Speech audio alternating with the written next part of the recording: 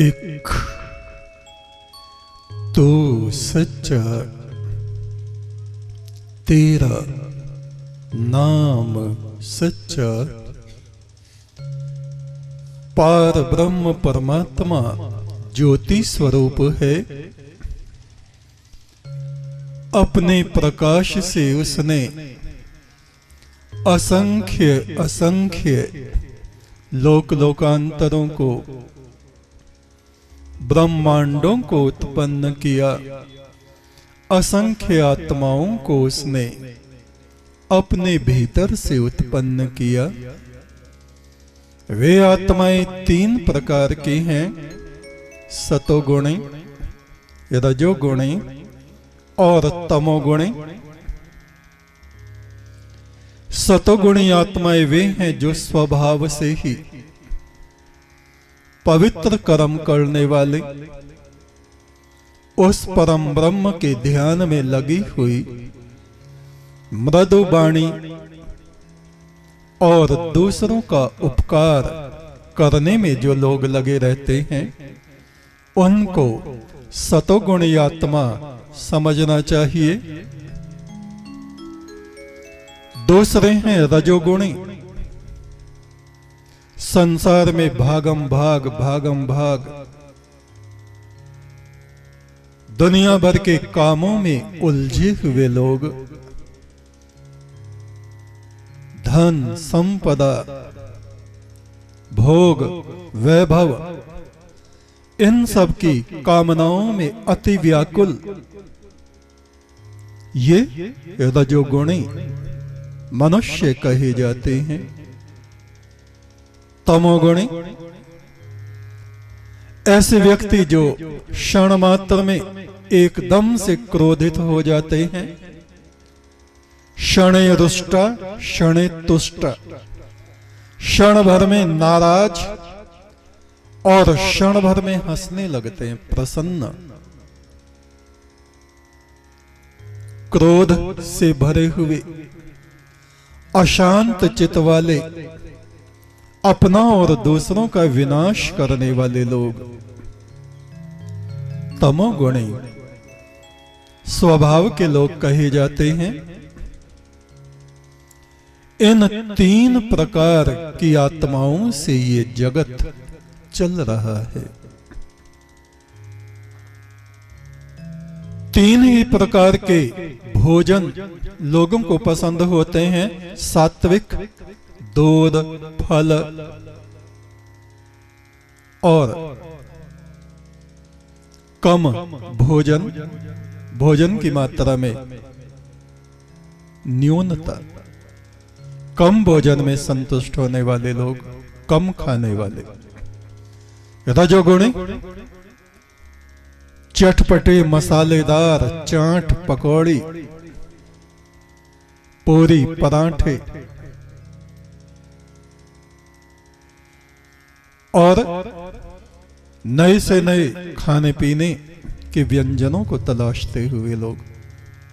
तमोगुणी मांस मदिरा दुर्गंध से युक्त पदार्थ खाने वाले और उसमें प्रसन्न होने वाले लोग। इस त्रिगुणात्मक स्वभाव से मनुष्य की बुद्धि भी वैसी ही हो जाती है। सात्विक लोग निर्मल निष्पाप देवात्माओं जैसे, ऋषि मुनियों जैसे बन जाते हैं। चाहे वो खेत में अपना हल ही जोत रहे हैं, धन्ना जाट जैसे। धन्ना जाट सात्विक बुद्धि वाले, परमात्मा में विश्वास रखने वाले, भोले भाले सरल हृदय, धन्ना जाट जैसे किसान, सरल हृदय। नारायण विष्णु उसके खेत में आके हल चलाते हैं। एक तरफ बैल जुड़ा है, उसके पास बैल ही एक था, दूसरा मर गया था। बैल की जगह जुड़े हैं नारायण विष्णु और हल पकड़ा हुआ है धन्ना भगत ने, और हल चल रहा है। ये काल्पनिक बात नहीं है ये, और सतयुग की बात नहीं है। लोग उदाहरण देते हैं वो तो सतयुग था, उसमें तो लोग थे ही बहुत अच्छे। चाहे सतयुग हो या कलयुग हो। और ये नहीं कि वो किसी मंदिर का, किसी मठ का महंत था, धन्ना जाट, साधारण किसान, पढ़ा लिखा था भी या नहीं कह नहीं सकते, बिना पढ़ा लिखा होगा। जिसने अपनी आत्मा को निष्पाप बना लिया, निष्पाप,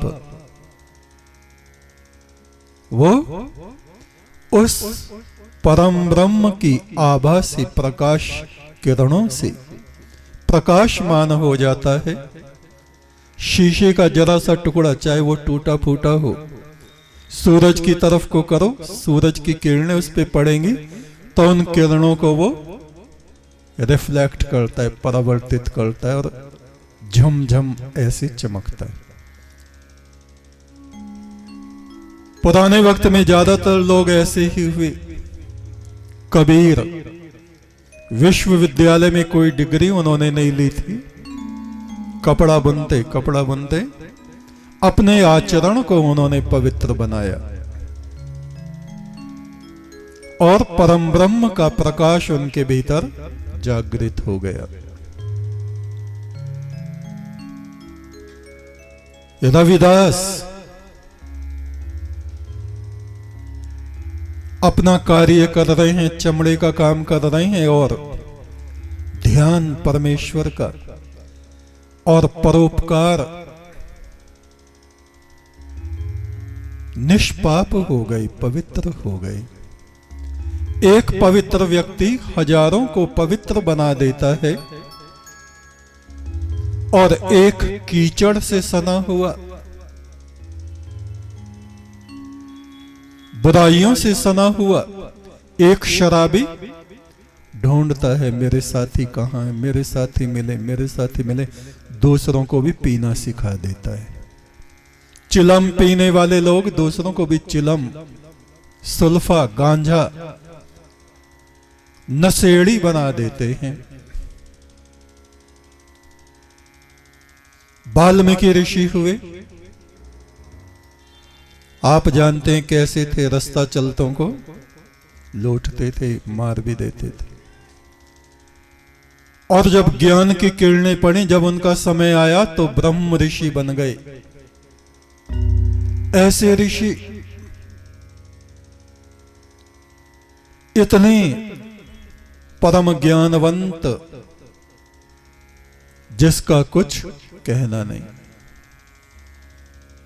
गुरु नानक सरल हृदय, सीधे साधे, कहीं विश्वविद्यालय में पढ़ने नहीं गए, थोड़ा बहुत पढ़ा होगा,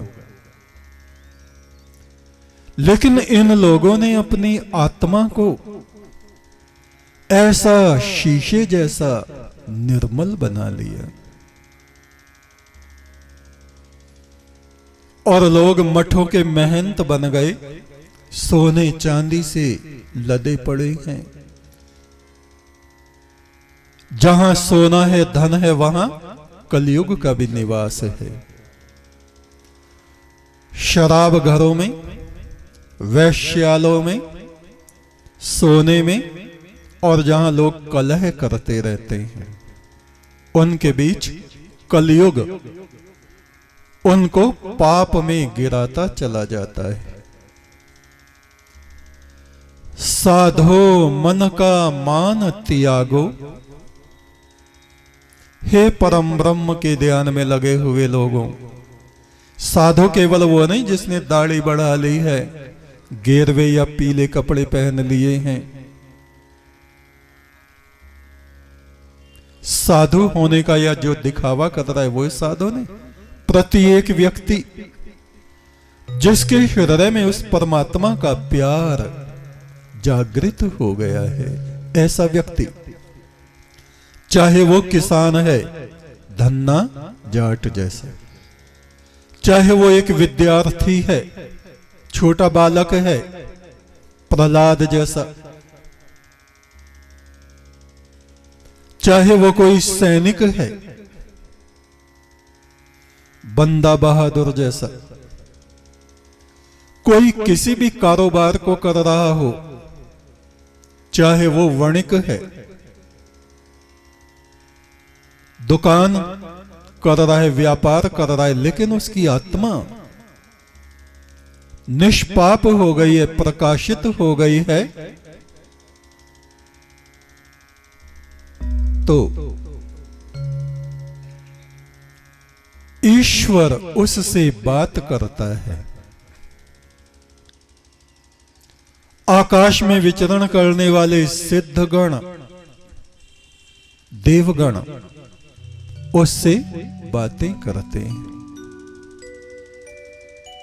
साधो मन का मान त्यागो, ये जो हमारे मन में उथल पुथल है, अकड़ है, ऐंठ है, बड़े बनने की भावना है,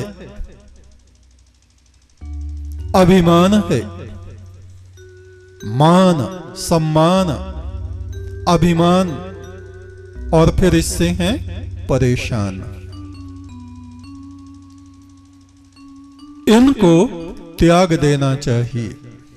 साधो मन का मान त्यागो, काम क्रोध संगत दुर्जन की, दुष्टों का संग, ताते अहनिश भागो, इनसे दूर रहो। अति वासनाएं, अति कामनाएं, अति क्रोध, अति लोभ, रात दिन दुष्टों का संग, इनसे अपने आप को हटा लो। सुख दुख दोनों सम कर जानो। जीवन में ना हमेशा सुख ही सुख मिलते हैं और ना हमेशा दुख ही दुख आदमी पे टूटते हैं। कोई राजा महाराजा हो, वो प्रतिदिन हंसता ही नहीं रहेगा, दुख का समय भी उसके जीवन में आता है, तकलीफ का समय भी उसके जीवन में आता है, बीमार भी पड़ता है, शोक संतप्त भी होता है। राजा हमेशा हंसता ही नहीं रहता और दरिद्र व्यक्ति प्रतिदिन रोता ही नहीं रहता। उत्सव, प्रसन्नता, खुशी के अवसर उसके जीवन में भी अक्सर आते रहते हैं।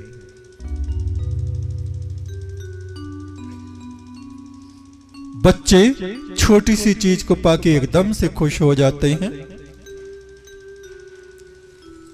और नाराज हो तो कितनी महंगी वस्तु उनके हाथ में, और तुरंत तोड़ फोड़ के अलग कर देते हैं। यही हम लोगों का हाल होता है। सुख दुख दोनों सम कर जानो, दोनों को एक सा समझो। दुख के समय में अति व्याकुल ना हो, सुख में अच्छे वक्त में फूले फूले मत फिरो, दूसरों का अपमान मत करो।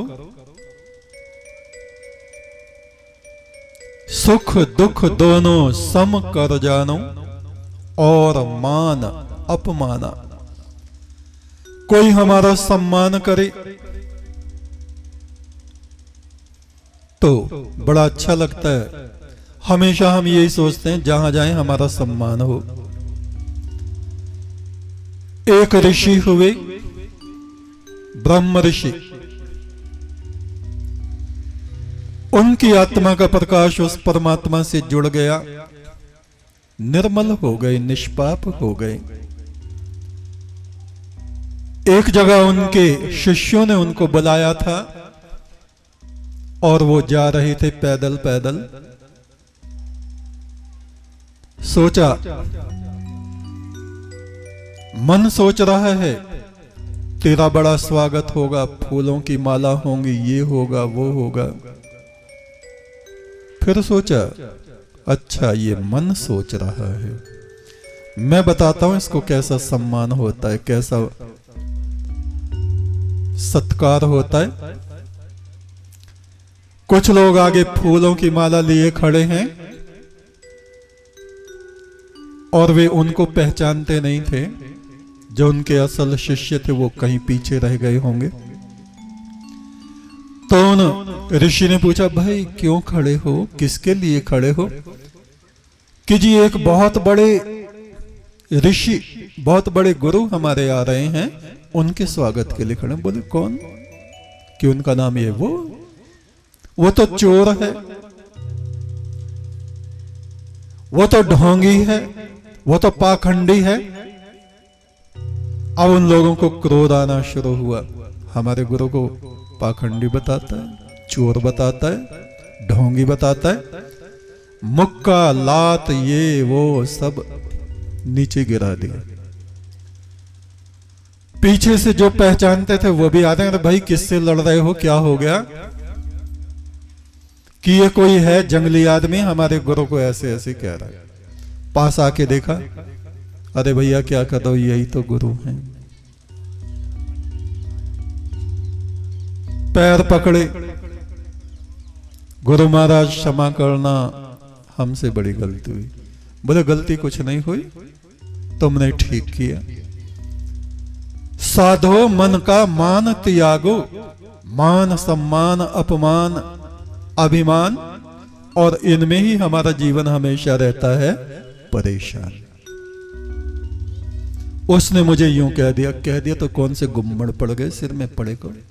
लेकिन कहां, जरा सी बात पे संबंध तोड़ देंगे, तूफान खड़ा कर देंगे।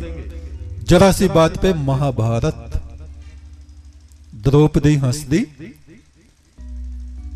दुर्योधन की तरफ देख के ओहो रहा अंधे का अंधा बस, और महाभारत हो गया, युद्ध हो गया। ये जुबान हमारे शरीर और आत्मा के बीच में ये जो वाक शक्ति है, वाणी, ये वाणी या तो आदमी को मट्टी में मिला देती है या उस सृजनहार से मिला देती है। साधो मन का मान त्यागो, सुख दुख दोनों सम कर जानो, और मान अपमाना हरस सोग से रहे अतीता, ता जन सत्य पछाना। ज्यादा खुशी में पंछियों की तरह उड़ते मत फिरो और दुख में परेशान मत बनो। स्तुति निंदा दोनों त्यागे, खोजे पद निर्वाणा, परमात्मा का मार्ग ढूंढो। कोई तुम्हारी स्तुति करता है तो फूलो मत, कोई दुर्वचन कहता है तो उससे झगड़ा मत करो।